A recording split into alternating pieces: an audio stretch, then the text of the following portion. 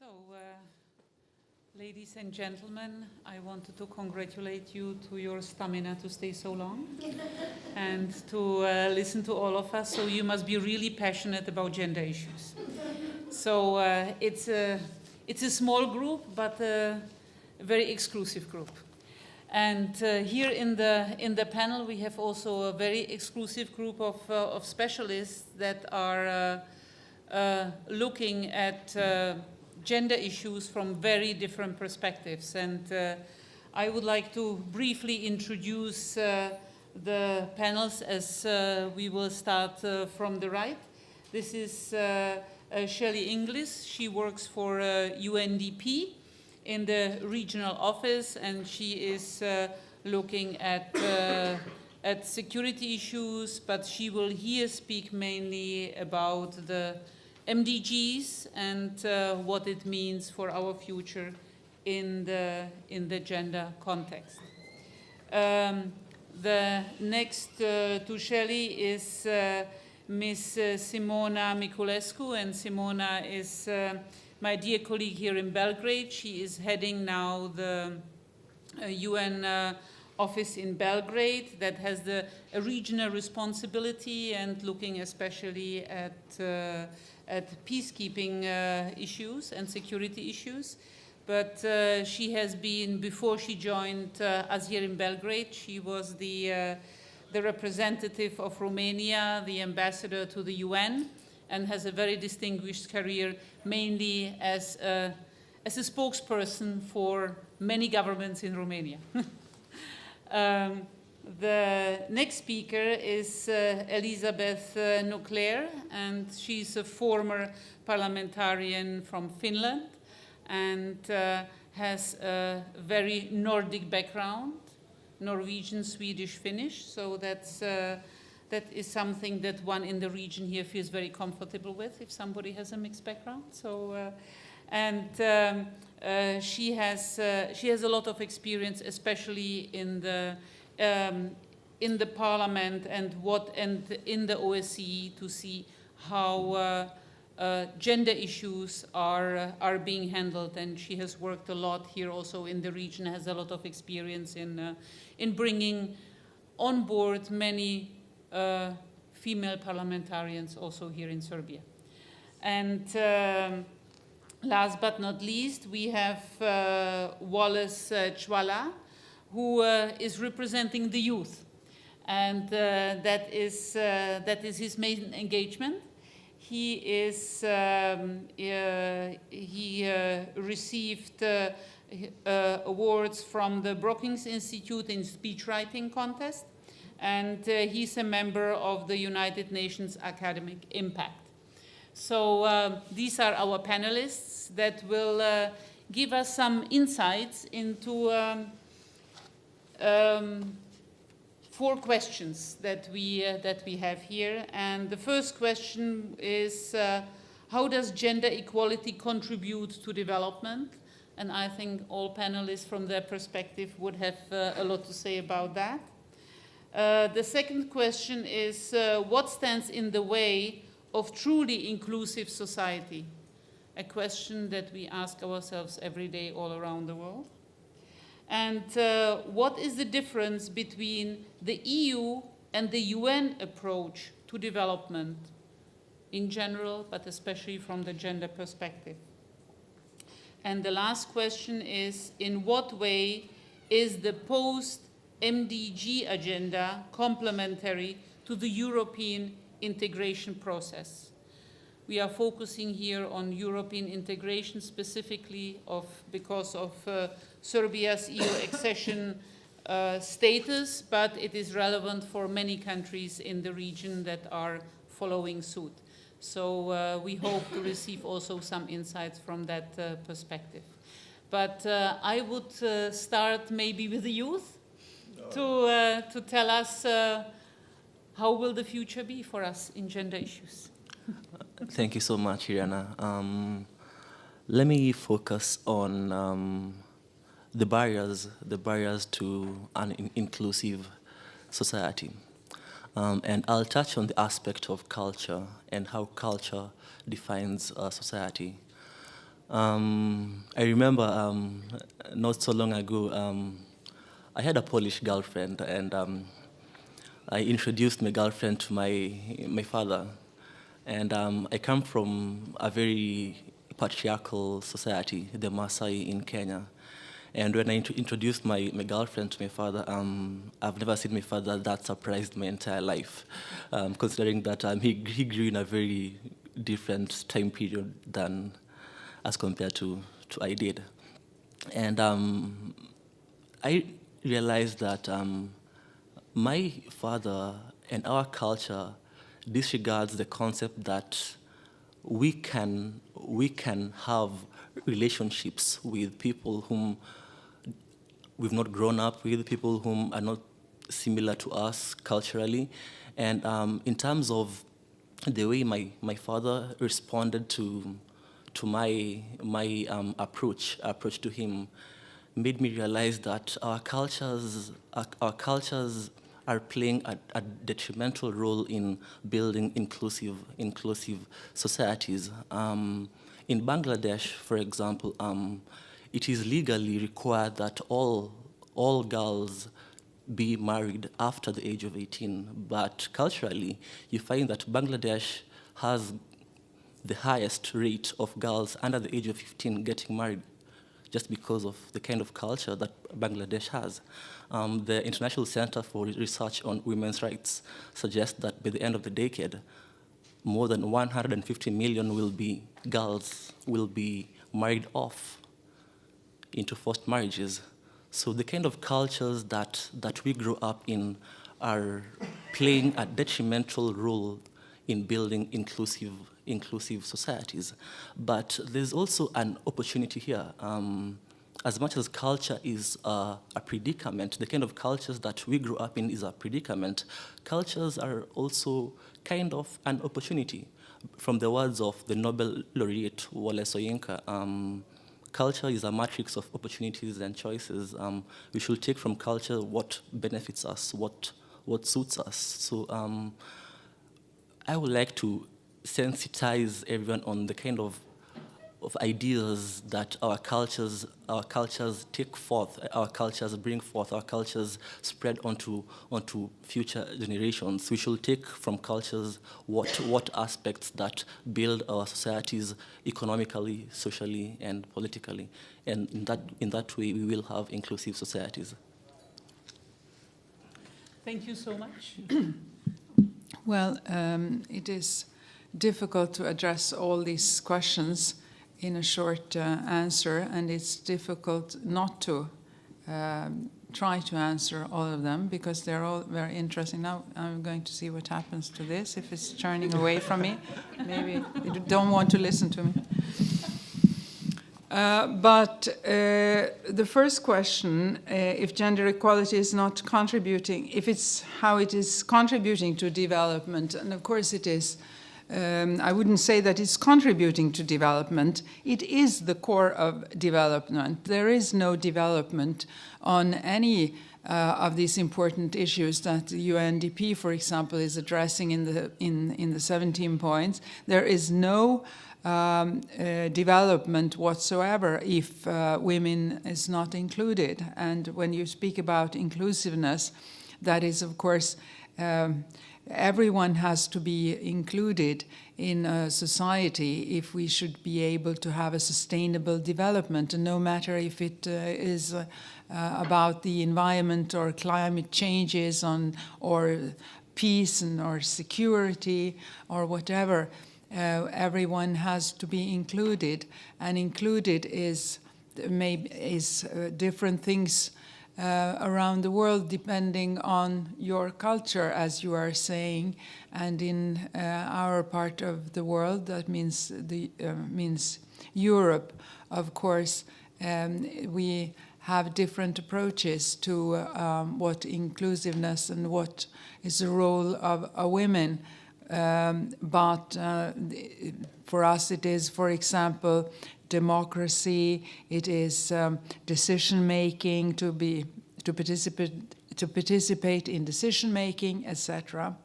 But the goal is the same. Everyone has to be included. And all forms of discrimination has to be abolished if we should have an inclusive society. And this is part of the development. Now, this conference here happens to be at the same time as everyone is in New York when it comes to the UN. And that's why a lot of people are not here. On the other hand, it means that a lot of beautiful but also wise words are said in New York.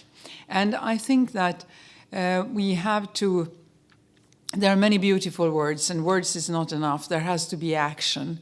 But I think there is a remarkable change, and there is a tone and the level on which they have been expressed, these words, by the 80 political leaders of the world. And I'm just going to quote Angela Merkel here, and then come over to the difference between the EU and the UN. She's saying we need women for peace, we need women for development. This is what we emphasized this year's G7 summit with our commitment to women's empowerment and initiative to provide vocational training and entrepreneurial opportunities for women in developing countries. Now, and she's then referring to what they are doing in Germany. We have expanded child care, and we finally have a law on women leadership positions. Now, this is very important because Angela Merkel, first of all, she's a very important person in not only in this context, but in all contexts for the time being. And she is not very often making reference to, she's not very often talking about women issues, and when she's doing that as a woman, I think it's an added value, and I think that this is something we should try to continue or make reference to very often. She's not the only one speaking in New York, and I think you've all read different quotations and making reference, and especially important is, of course, the leader, the president of China, etc., or the Secretary General of China, etc., etc. There are many leaders there, and I think that this is not just kind and nice words. I think there is a shift. There is a shift when it comes to development, to the development goals of the UNDP, and stressing the fifth goal. Now, I don't know how many minutes or seconds I have left, but of course it's an interesting question. If you come from Europe, what is the difference between European Union, and is there a difference in the agenda and the UN? Well, I have to say that I have a UN background myself. I'm a UN animal, more than an EU animal. Now, the EU is, of course, just a regional cooperation, while the UN is a global organization. And there are definitely differences in the way that the UN has, of course, a global agenda. It is an organization that has a global agenda and that should change the world for the better, while the EU has an agenda for the European Union. And the Western agenda is not always the same. Development means something else in the UN and in the developing countries. But our nature, our environment, climate changes, that's the same goal. It's a question of global importance. And we've heard today that the EU has, it's not a union, and I would say that the EU has not a foreign policy, and I'm not trying to criticize, to say that Mogherini is not doing a good job, because I think that this will change, and we have to wait for her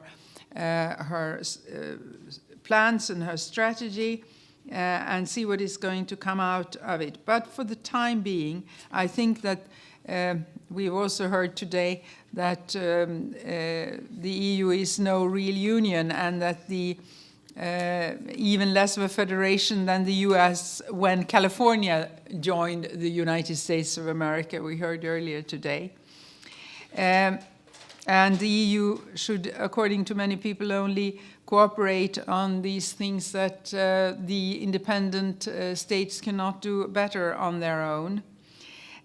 So there is definitely a different agenda.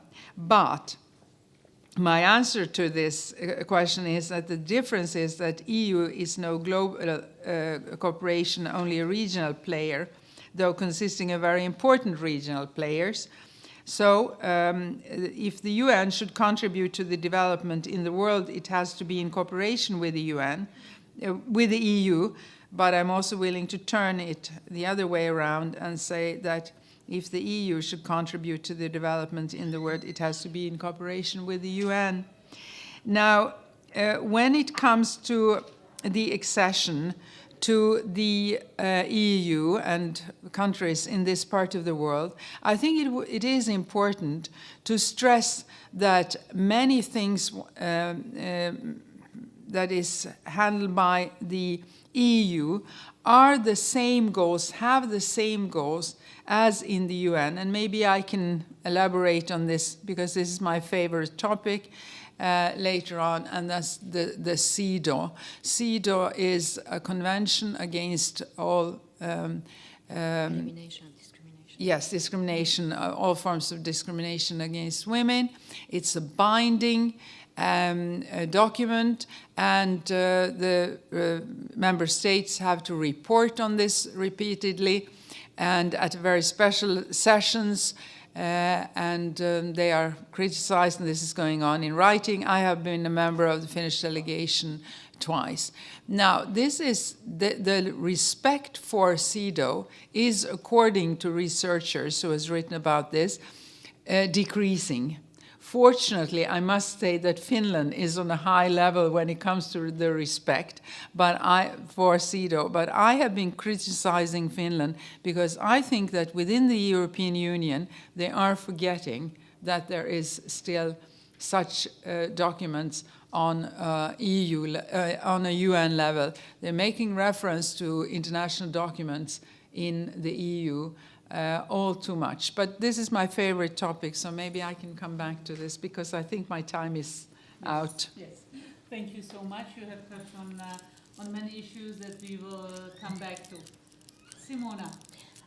Okay. I thought that you will give priority to the lady who actually responds to the development topic from other points of view. Sure. She will crown our contributions. Well, first of all, thank you so much for being here. This means that you are interested, and I'm very grateful. And I'm especially grateful, sorry ladies, I'm grateful to the gentlemen who are in the room, because those times when, we were discussing about gender equality with a room full of women who were accusing men of discriminating them, have long gone, thank God. So we are in another stage of this discussion. I'm representing the Secretary General in the region, and actually I represent the UN Secretariat, mainly the Department for Peacekeeping Operations and the Department for Political Affairs. And I'm very new in the city. I'm very excited. So I'm very grateful to the organizers for giving me the chance to be here and to meet you and to be able to tell you a few things. And actually, I can't refrain from highlighting the fact that it is the first time ever when both the UN country team, ably led by Irena, who is leading actually all the UN agencies present in Serbia, and the UN office Belgrade, that is part of UNMIC, that I lead, are actually headed by women. So I think that also from this point of view, we are in another stage of the discussion on gender equality and women empowerment.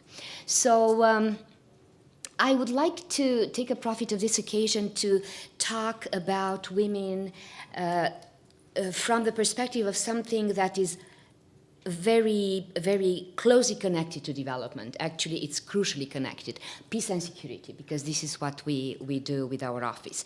And I would like to mention, because you were speaking about very important instruments, UN instruments and UN conventions and the international framework that was provided by UN and which is still very important and relevant.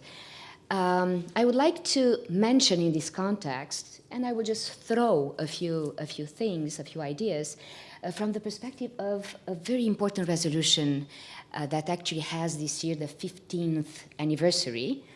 The young ladies know already what I'm talking about, I'm glad. It's about the Resolution 1325, the Resolution on Women, Peace and Security, that was adopted by the UN Security Council 15 years ago. And actually, I wanted to mention it in this context because actually it changed the approach to the international legal framework in terms of peace and security because it included, for the first time, women. And that's why I really think that each time we discuss about the role of women in peace and security, we have the obligation of reminding or announcing people about the existence of this resolution. And I also wanted to mention it because it's one of the best examples of cooperation between the EU and UN. The EU actually was very active in implementing this resolution. Some of the countries in the EU are leaders in this process. So it's good to also bring positive examples because there are plenty of them.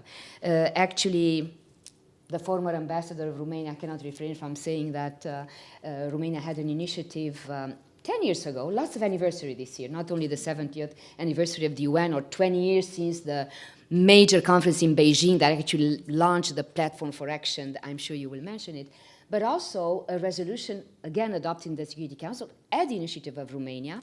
Obviously, I'm Romanian, a proud Romanian. Not only Serbs are proud, also Romanians, their neighbors are very proud. That was specifically dealing with the cooperation between UN and regional organizations. So in this spirit of cooperation, I wanted to mention this. I remember, or maybe the papers help me remember, what the president of the Security Council at the time, a distinguished ambassador of Pakistan, said when the Resolution 1325 was adopted, and I think that it's worth mentioning these words because they are still relevant. He said, the main question is not to make war safe for women, but to structure peace in a way that there is no recurrence of war and conflict. So I think that you agree with me that these words are still valid, exactly as Dag Hammarskjöld's words. Actually, the best definition of the UN that I heard until now, I don't know if you agree with this, but he used to say that the UN is not, I will kind of paraphrase it because I don't remember exactly the words, but the idea, it is, yes. No.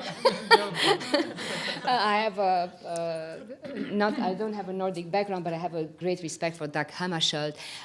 He said that the UN is not the organization that can take you to heaven, but it can prevent you from getting to hell. So it's the same spirit. Well, in terms of women's empowerment, it's obvious that more often than not, women's role is marginalized, still marginalized, as they are not perceived in a leadership role. And this is where we need to start seeing and treating women as leaders in society and in systems, and not seeing them as victims. Even women themselves see them much too often as victims. At least in this part of the world, where I don't think that the inequalities are so appalling as in other parts of the world. I think that, at least in my country, there is a problem with women not being enough confident in their power. At least in Romania, women in the first 10 years after the revolution, women were very shy in being on the spotlight. So it's also about self-confidence. It's not only about discrimination. I think that we have to work on that. And again, I'm looking at the younger generation because I want this message to reach you first. In terms of military and peacekeeping, looking at warfare and peacekeeping, as one faces the challenges of new and emerging strife, as you can see, we have to accept that strength does necessarily equate only with hardware in warfare. I mean, arsenal, tanks. No. Any military is strong because or due to its people. And people should include women, including in this field. Respect, teamwork, common goals, courage, bravery are actually common features that are not defined by gender. And in terms of global security, I want to mention here and to highlight the fact that thousands of women have served in conflict states, including Serbian women, because I think you know by now that Serbia has increased its presence in the peacekeeping lately, and actually most recently, Minister Dacic in the summit on peacekeeping yesterday, if I'm not wrong, he actually announced that Serbia will increase even more its presence. So there are also women involved in this endeavor, and this is very important. And also the increase of the presence of the women is very important, because you know very well, I don't have to tell you about their tremendous resilience, about their adaptability, about their power of persuasion, their abilities in negotiation, which in conflict situations and in conflict mediation, these are actually major assets. One final thing, because I was speaking about the gentleman. I'm very happy. One of the best campaigns I've seen in my 7 years as ambassador to the United Nations was a campaign launched last year by UN Women. I'm talking about He for She. Finally, an endeavor meant to include gentlemen in this struggle for women empowerment. And please, gentlemen, represent Serbia on the side of He for She, because there is a side of this campaign that actually encourages men to sign up for this cause. And there is a real competition in the UN. All the ambassadors used to count how many men joined the campaign. It's an endeavor that has a very noble scope, and I really think that it's time to involve everybody, because everybody can win out of this. Thank you, sorry. Thank you. I was an ambassador, so you know, whenever they would, in the UN, they would start by saying, I'll be brief, you could know that they will never stop, so. So thank you for trying to be brief. Thank you. And Next time I'll manage, sorry. And now, Shelley, please. Yeah, thanks, Irina, and thanks to the colleagues on the panel, because much was said, and so I'll just try and top it up, and probably even more briefly, with sort of where we've come in terms of gender equality and development. Yeah, it's good. So I think a lot of, and it's been reflective in what's been said and the other colleagues on the panel, that a lot of progress has been made. We're in a very different place than we were when the MDGs were decided over 15 years ago, what gender equality and development means. It is notable that 15 years ago, gender equality or women's empowerment was seen as core to development even then. It was one of the 7 goals that were a part of the Millennium Development Goals.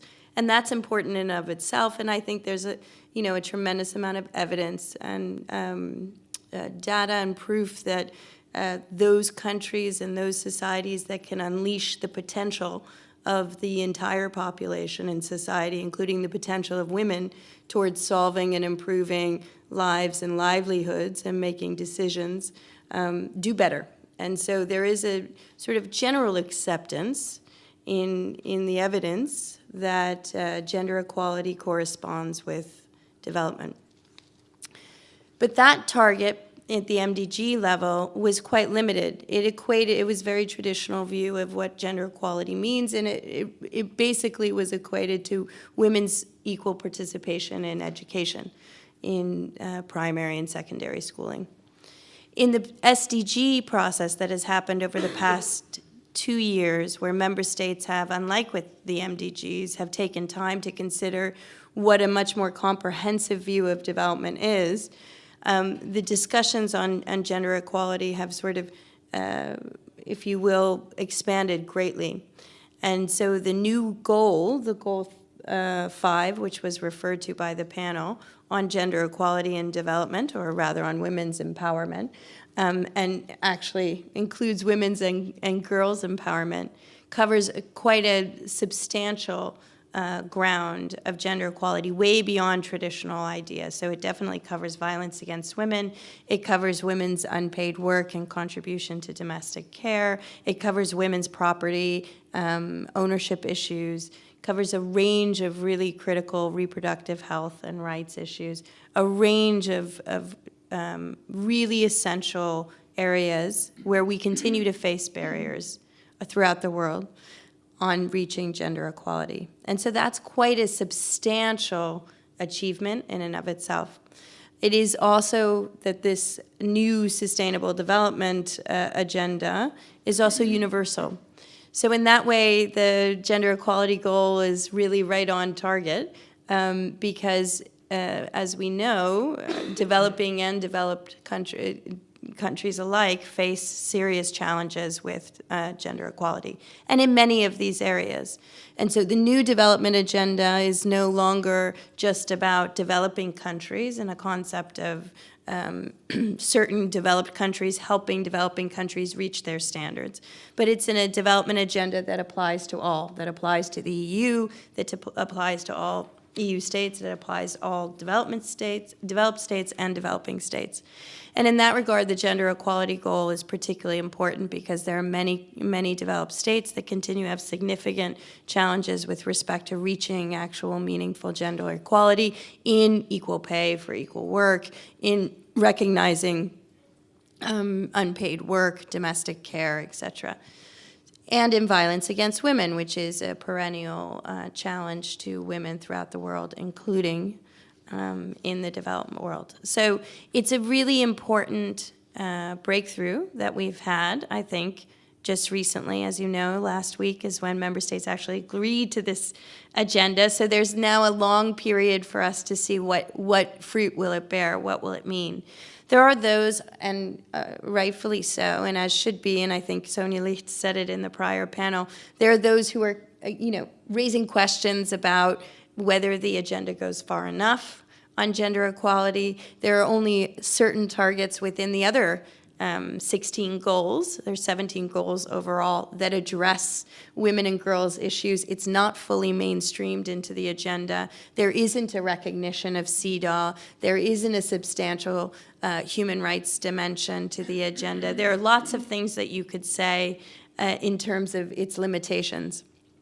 And those things are being said, and they should be said, and there should be an active discourse around, what more needs to be done. And one thing that isn't recognized, actually, interestingly enough that you've raised it, is the role of men in the question of gender equality, because the goal is still about women and girls' empowerment. It isn't truly a gender equality goal because it doesn't talk about the obstacles to true equality on a basis of recognition of gender between men and women, and it doesn't talk about men's role in addressing gender inequalities.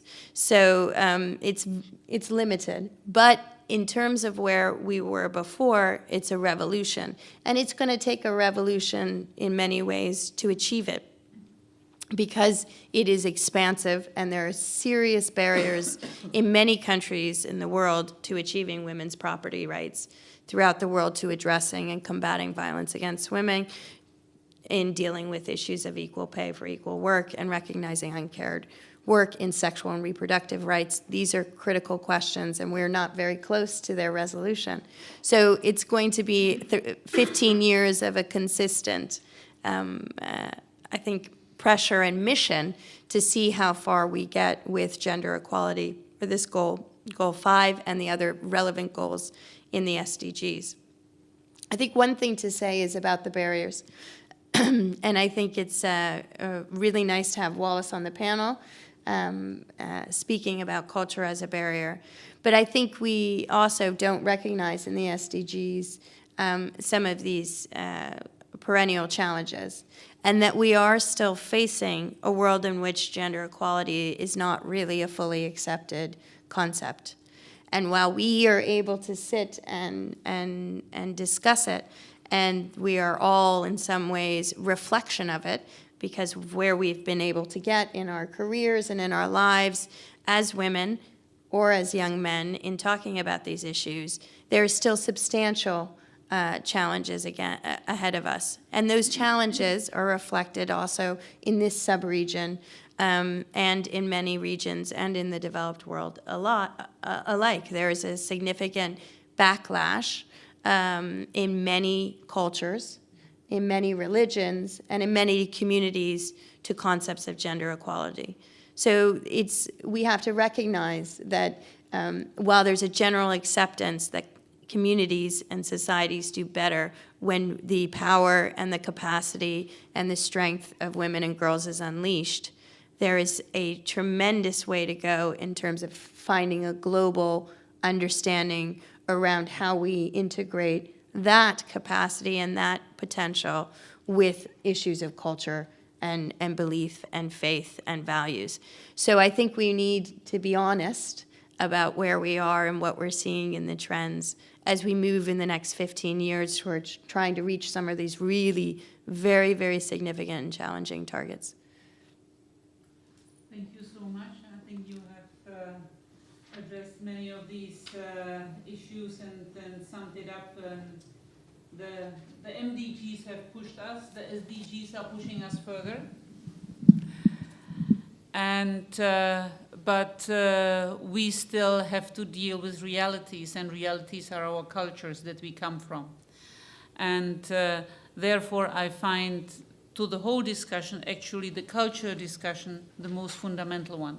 Because no matter how we look at it, it depends what is the culture that we come from. That's how we are dealing with all issues and also with gender issues. And gender, I mean men and women. It is not only about women, it is about men, because we are 50-50 on this globe. So, so with this, I would like maybe to open the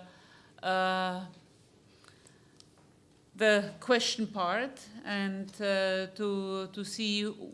There were many very inspiring statements here, and so would you have any questions or any comments that you would like to contribute to the statements? Yes, please. Sure. If you can introduce yourself.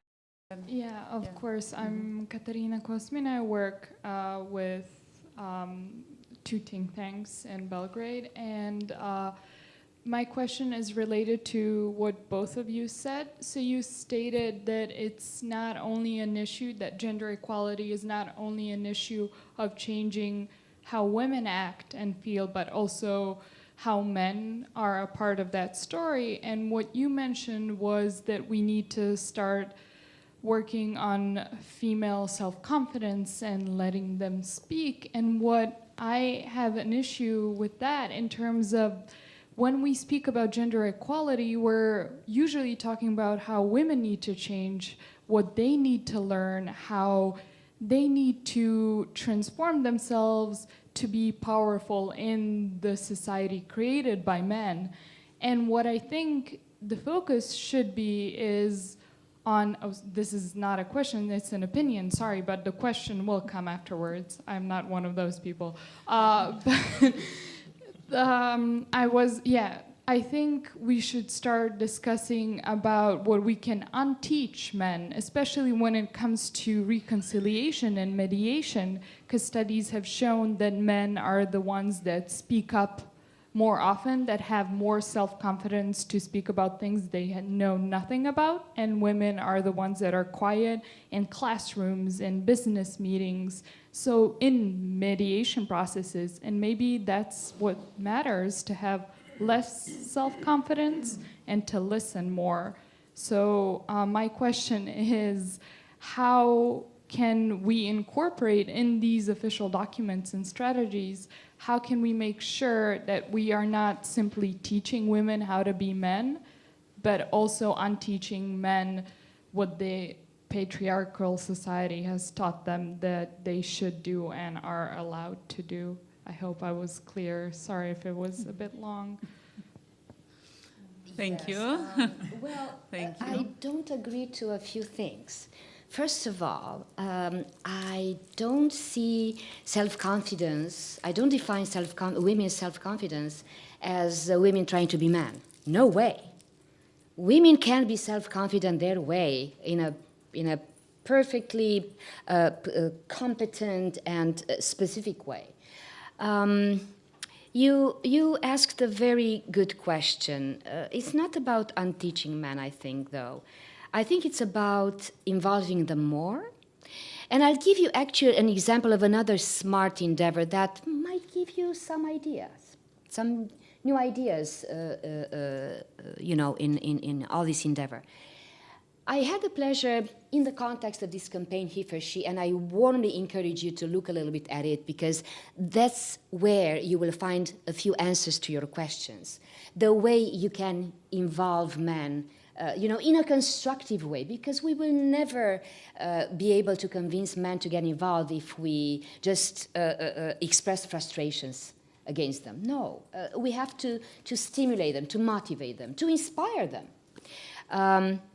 I had the pleasure to be the MC of an event that was part of this campaign called the Barbershop Conference. The barbershop, I think that also in Serbia it is the case. The barbershop is a very important concept in, let's say, also in Africa, in America. At the barbershop, men come to discuss, to shave. But also, it's a very good occasion, like ladies at the hairdresser. They discuss about the topics of their interest. Well, women, soccer, sports, anything you know better. So how about that event actually stimulated, that was a sort of barbershop conference on women empowerment. Stimulating men, discussing about women, but about women empowerment. And you can find some material on the site He for She that might, again, give you some ideas in this respect. I wanted to make a point to what Shelley said. You were right that there are limitations to these targets. But I want to clarify one very important aspect, because I was part of this endeavor. My country was one of the members of the Open Working Group that actually worked 2 years, negotiated absolutely every word that was approved by the heads of states on Friday for 2 years. You can imagine that when you have to negotiate a document with the cultural perspectives of 193 countries, it was a major endeavor. So limitations, they are, but they are part of a process. And of course, you rightfully said, I really think that implementation is even more significant and important than anything else. So I didn't mention this in relation with your question by chance. I think that, and this is actually my main message in this discussion, we all have to get involved in this future we want to create with the SDGs. And we have to be creative in finding ways to, not to unteach, but to build together. And trust me, I'm not idealist, but Thank you, Simona. we can continue if you want by email. Yeah. Elizabeth, and then Wallace. I didn't really want to respond to this Yes. question, but I wanted Yes. to comment on some other things. Yes. So maybe if there is some other question. But before- I think Wallace wanted to. Sure. If I may elaborate on the aspect of culture, it's really daunting, it's really strenuous for us to strive to achieve the set targets if we continue disregarding half the human race. A wise man once said that. I'll give you a life story. It's better to make my point, to pass my point across with a life story. When I was young, You asked for young, don't say. when I was younger, when I was a child, I used to see my dad. He never allowed my mom to go out to work, And when I was a child, I used to think that it's out of true love. It's out of, wow, my dad really loves my mom. He does not want my mom to go out to work. But that wasn't the case. Just because women in my tribe, in my Maasai culture, are not allowed to go out to work. And we lived in abject poverty. My parents struggled to pay for our education. My parents struggled to pay for food, healthcare, to pay for clothes at times. And as years went by and as the society got educated, my dad had to allow my mom to start working. And eventually, my mom started earning more than my father, as society accepted women's role in economic empowerment, women's role in training programs, women's role in building the society. My mom started earning more than my father, and my father actually gave all his money to my mother to invest in what she was doing, because she seemed to be doing better than my father. And now I think that was true love, my dad giving my mom all that money. So I am impressed that the SDGs right now consider gender not just as a sole standalone goal, but also as a cross-cutting agenda that touches on almost on all the 17 platforms. And considering gender equality and culture, as much as it's a limitation, it's also an opportunity. We should take from culture the aspects that suit us, and not the aspects that try to break our cultures. Things like FGM, female genital mutilation, things like child trafficking, things like early forced marriages. These are things that we should refrain from taking forth and passing on to future generations. And I think if we are able to redefine the good aspects of our cultures, because the good thing is cultures are dynamic. They're not static. Cultures evolve, and as much as cultures define people, people also define cultures. So it's up to us to pick from our cultures the things that stand to build us socially, economically, and politically. And if I may conjure an image to all of you, there's a young girl in a less developed country. This girl is 10 years old. This girl has no primary education. This girl has never gone to any school. This girl has no access to any healthcare. This girl will probably have a child when she's 11 years old. When she does so, she'll probably develop complications such as fistula. If she does so, she has no health care, so she'll probably be abandoned, and she has no education, so she has no job guarantee. This kind of picture really terrifies me. And when I think of this kind of picture, I ask myself, is this the kind of world that I would want girls to live in? Is this the kind of world I would want my children to live in? And it's this kind of trouble, this kind of predicament that we should put as the priorities in our shopping lists, in our target lists. So when I think of this kind of image, I also ask myself, what if this small child has access to education? What if she has access to healthcare? What if she has access to training opportunities? I think that not only will she live in a better world, but I think she will live in the best kind of world there is out there. So, yeah. Did this answer your question? In a way?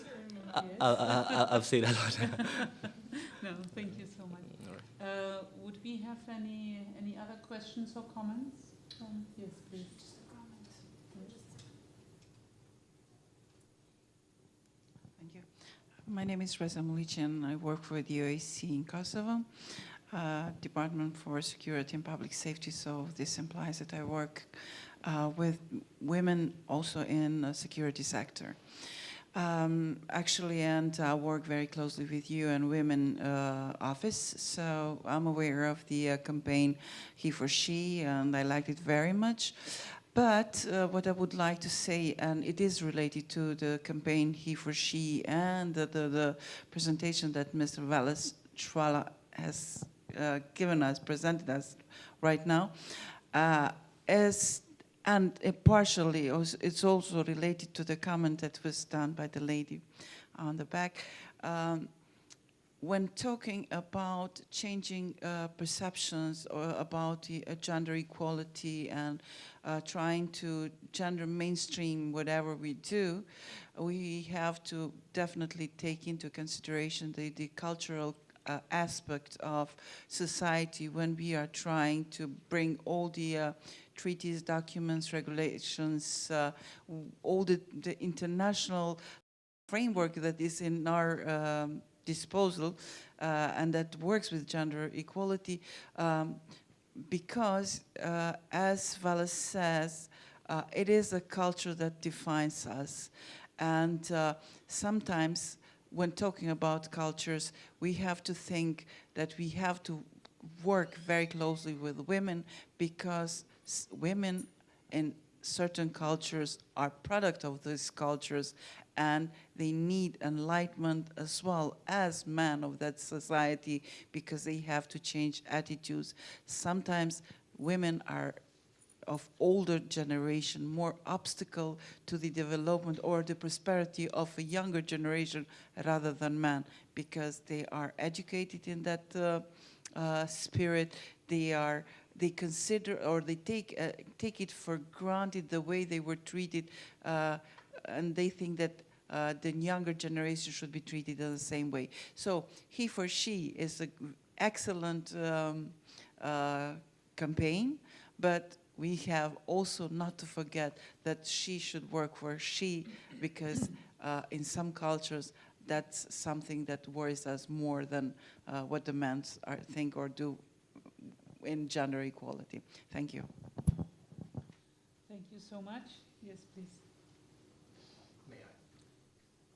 Thank you. My name is Pertti. I come from Finland.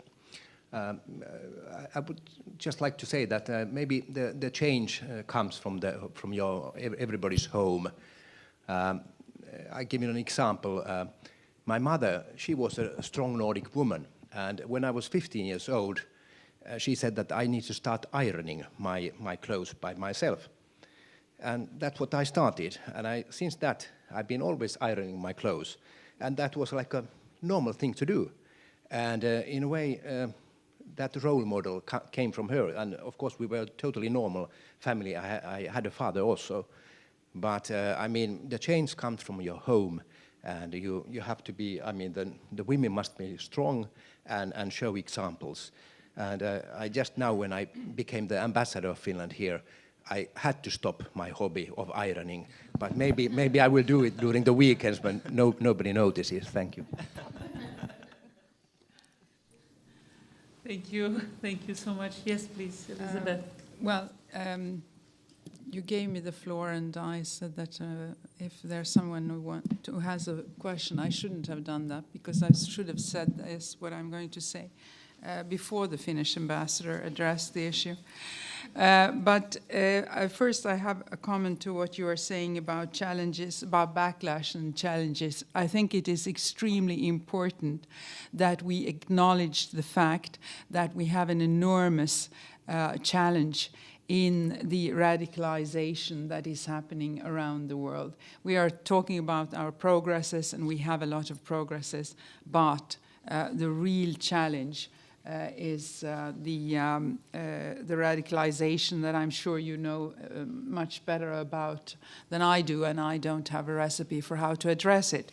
Then I'm going to say something about this, about the culture, and the culture defines us. And you hinted on my Nordic background. I'm half Swedish, half Norwegian, born at the Swedish-Norwegian border, but I'm a citizen of Finland, and I've been a member of the Finnish Parliament, and I was the first foreigner who moved to Finland as grown up and applied for a Finnish citizen and came in to the Finnish Parliament.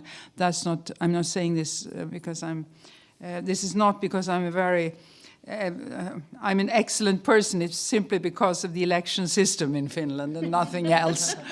But anyway, that's a fact. So I always take the opportunity to tell the story about Finland, which I maybe not would have done if I had been born there, because then I could not be as proud as I can be now when I'm a foreigner. Finland was the first country in the world where women had full political rights, not the right to vote, but the right to also stand in the election. Finland was the first country in the world where women were in majority in the government. Finland was the first country in the world having a female minister of defense, and I can continue like this. There is not one single important post that has not been held by a woman. President of the Republic, Prime Minister, Speaker of the Parliament, Bishop, President of the Supreme Court, and all the important ministers, one after another. The last one was the Minister of Finance, but also every single post has been held by a woman. And what we are proud about is without a quota. And I have, as you hinted on, been working a lot here in Serbia on the empowerment of women. Thanks to the quota law here in Serbia, so many women suddenly came into the parliament that it was felt like there was a need for some education and some training and teaching, and they came to Finland, etc. They used to say, the parliamentarians in the Serb parliament, they used to say, but we don't want to wait for 50 years when we are saying, that we are very proud of it. And that's definitely so that there is a need for quota. Everyone wants to have equal rights, and no one wants to have quotas, but men has to have accepted that for 1,000 years or so. So I think that we women have to accept it for a few years, that we are maybe sometimes in a position, thanks to affirmative actions or a quota. And I think this has also been mentioned by Sweden, because as I have this Nordic background, Sweden has been having a high profile on these issues in the UN, and about 1325, and there is now a Nordic initiative to have a special representative for gender issues and 1325 within the European Union. This has not come through yet, but there is such an initiative. So both these countries have had a very high profile. But I think that we also have to accept, and we have to admit that we have a very, very bad record when it comes to violence in the home. And we are criticized by the CEDAW delegation for this over and over. And we are defending shortcomings that I don't think we should defend. And we are having an instrument, we are accepting an instrument in the Finnish law about mediation in violence in the family, and I think that is totally unacceptable, because the woman is always inferior when it comes to violence. So I wanted to say something. I don't know if you understood my message, but my message was that I wanted to say that we also have a lot of problems in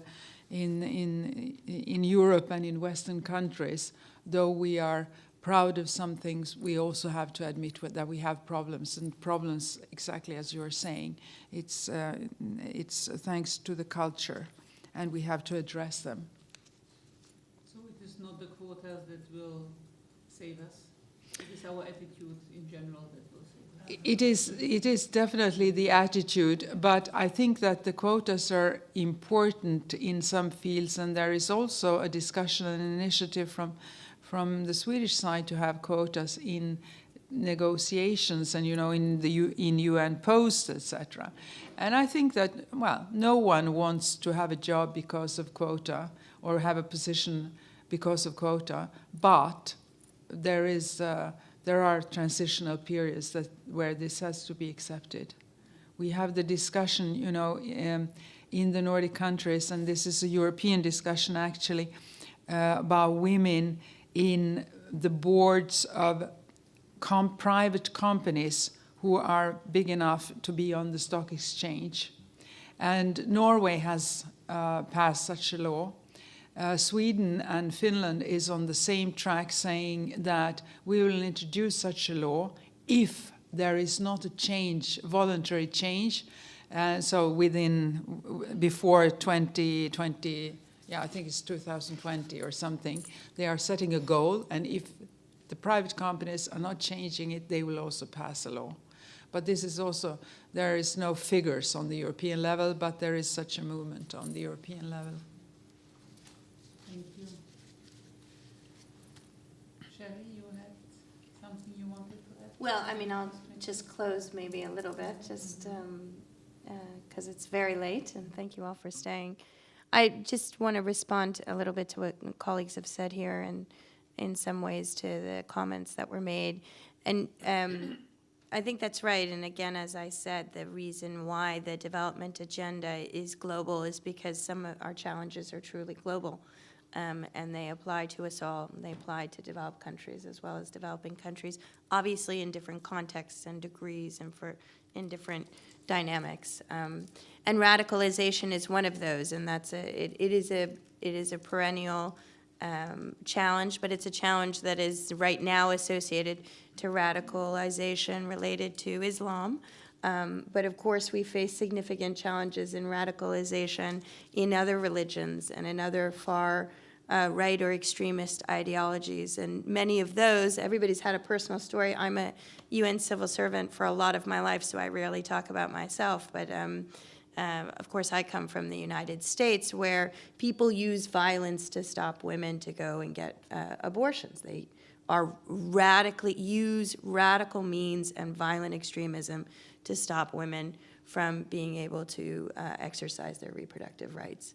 So we have to take into account that radicalization is a dimension of all of our cultures and societies, and that we do have to think about ways to discuss globally the opportunities that culture and diversity and tolerance in an increasingly diverse and heterogeneous world give us for a better society. If we cannot find that beauty in diversity and in tolerance, and cannot find a way to together sort of overcome some of these core challenges and see in ourselves, in our own families, in our own cultures, where these barriers and obstacles also lie, I think we are not going to get to where we want to be. So it's not an easy road, I fear ahead. But we have come a tremendously long way, and I think it's very important to always recognize the huge progress that has been made in my lifetime, and that many young women and girls are benefiting more now from that progress than ever before. So you have started the last words. Maybe we take the row back. Simona, any closing short words? Yes. To what? No. Well, I think that the message with which I would like to leave you is that we absolutely, each of us has to get involved in the women empowerment. Absolutely each of us. We don't have to expect our leaders, our politicians, our parliamentarians. No, absolutely each of us can make a difference in our own way. That's because women empowerment means the empowerment of humanity. So it's a win-win situation. Let's work on it, all of us. Thank you. Well, if I should say 2 sentences to conclude, something that has not been mentioned so far, is that I think that, as you say, we have come a long way, and I think that to continue this road, it is extremely important with networking among women. This I can see from what I've been involved in here in Serbia, but also in Finland. The Finnish parliament had this first women caucus a party. Over the party lines, we've had the cooperation, and Finland was the first country in the world who took this initiative, and it exists here in Serbia, and I could also speak about that for hours, but I'm not going to do that. That's just an example of network, but I think that it is extremely important to do networking on a professional level. And then my favorite concluding sentence is that I think that it is extremely important to get women involved where you have corruption, because women are very bad at corruption. They have very bad record when it comes to corruption. They know very little about corruption, and I think that is an excellent reason for having women involved where you have corruption. Thank you. That's a very good suggestion. Wallace, your last words? Put succinctly, there's a Swahili proverb that goes, ukimwezesha mwanamke unawezesha jamii. Translated into English, it's, if you empower a woman, you empower the whole society. And that is a proverb Yes. from a culture that didn't want a woman to go to work, and then she became richer than the husband. Isn't that a wonderful closing? So I would like to thank you. I would like to thank all the panelists. We had a small and exclusive group, but I think we had a good discussion and some very encouraging thoughts on what all of us can do, and that culture is not static, but up to us to be shaped. So thank you so much, and have a good evening. Thank you.